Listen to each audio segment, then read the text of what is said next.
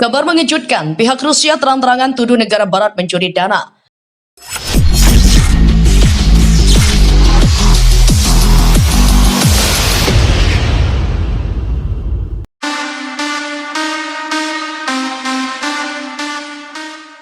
Tidak, ini adalah perang diplomatik dan juga politik. Ada upaya untuk mengisolasi kita di dunia. Ini perang ekonomi. Selain itu, Peskov juga menegaskan bahwa Rusia merujuk ke negara-negara ini secara damai ketika menyebut mereka negara yang tidak bersahabat. Peskov juga menekankan bahwa hak milik tidak lagi sakral dalam konteks ini, mengacu pada Barat mengambil dana Rusia yang disita dan juga dibekukan. Dengan kata lain, aset US dollar dan juga euro di akun sana juga telah dibekukan.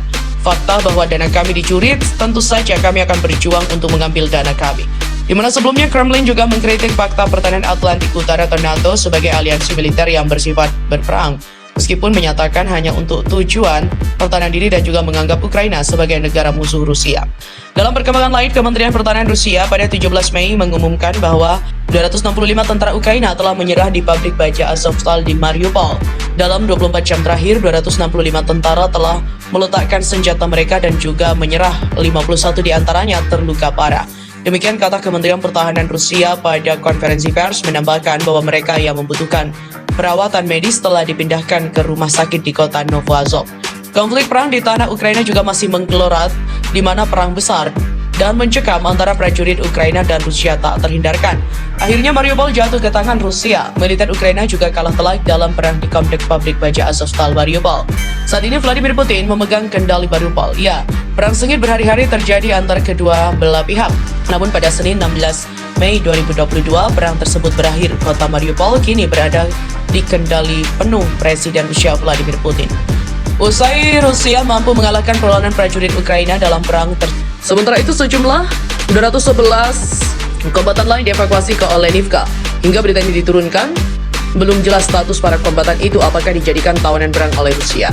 Kiev sendiri mengaku akan berupaya memulangkan para kombatan itu. Ukraina butuh para pahlawan Ukraina untuk tetap hidup, itulah prinsip kami. Militer dan intelijen kami juga telah memulai operasi untuk menyelamatkan para penjaga Mariupol.